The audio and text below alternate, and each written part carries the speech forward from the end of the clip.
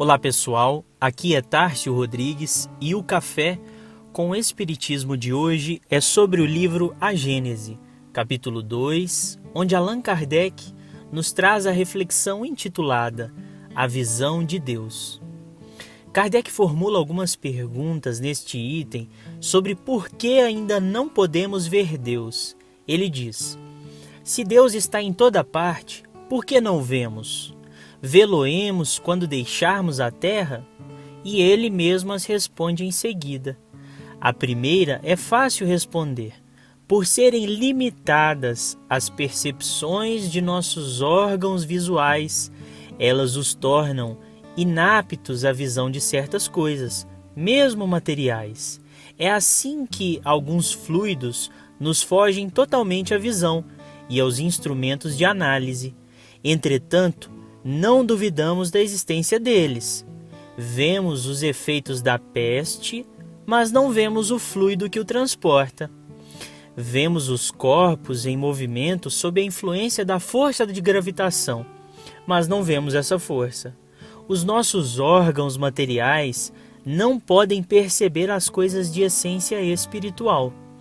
Unicamente com a visão espiritual é que podemos ver os espíritos e as coisas do mundo imaterial. Somente a nossa alma, portanto, pode ter a percepção de Deus. Dar-se-á que ela o veja logo após a morte? A esse respeito, só as comunicações de além-túmulo nos podem instruir. Por elas, sabemos que a visão de Deus constitui privilégio das mais purificadas almas e que bem poucas, ao deixarem o envoltório terrestre, se encontram no grau de desmaterialização necessária a tal efeito. Kardec nos traz uma comparação que elucida ainda mais o tema.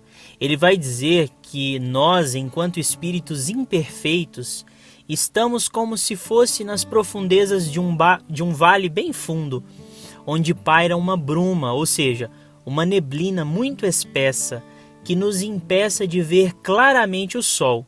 Nós conseguimos enxergar a sua luz, sabemos que é dia, mas o nevoeiro das nossas imperfeições nos impedem de ver claramente do fundo do vale.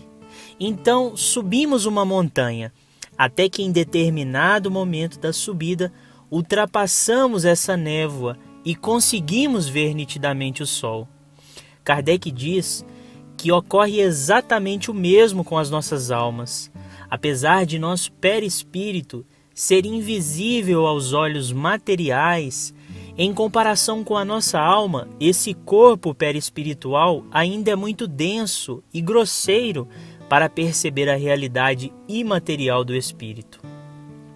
Mas como no exemplo da névoa, apesar de não enxergarmos Deus com a nossa visão, nós podemos ver a sua luz por toda parte.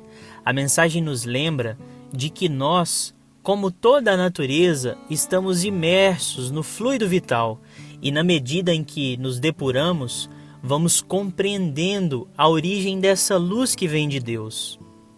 Essa reflexão explica muito sobre a compreensão dos mecanismos de ação da providência divina. Como no capítulo 16 do Evangelho de Mateus, nós percebemos dois diálogos de Jesus com Simão Pedro. E no primeiro, dos versículos 15 ao 17, Jesus faz a seguinte pergunta aos discípulos: quem vocês dizem que eu sou? Simão Pedro respondeu: tu és o Cristo, o Filho do Deus vivo. Respondeu Jesus: feliz é você, Simão, filho de Jonas, porque isto não foi revelado a você por carne ou sangue, mas por meu Pai que está nos céus. E logo na sequência, a partir do versículo 20, Jesus anuncia todos os padecimentos que estão por vir e Pedro diz: nunca, Senhor, isso nunca te acontecerá. Jesus virou-se e disse a Pedro: para trás de mim, Satanás, você é uma pedra de tropeço para mim, e não pensa nas coisas de Deus, mas nas dos homens.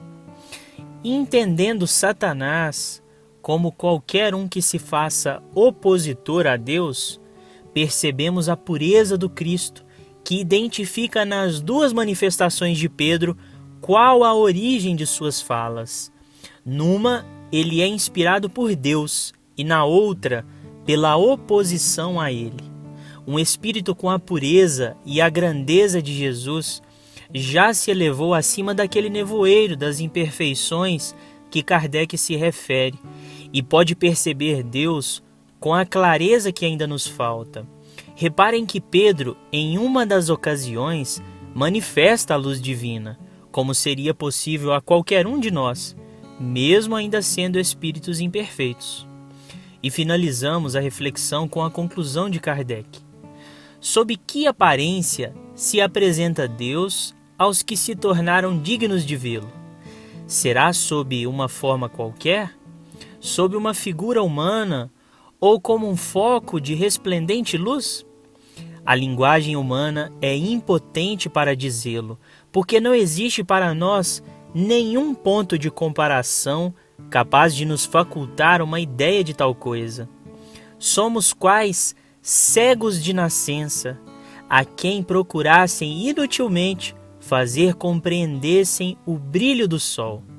A nossa linguagem é limitada pelas nossas necessidades e pelo círculo das nossas ideias. A dos selvagens não poderiam descrever as maravilhas da civilização. A dos povos mais civilizados é extremamente pobre para descrever os esplendores dos céus. A nossa inteligência muito restrita para os compreender e a nossa vista, por muito fraca, ficaria deslumbrada. Fiquem com Deus e até o próximo episódio do Café com o Espiritismo.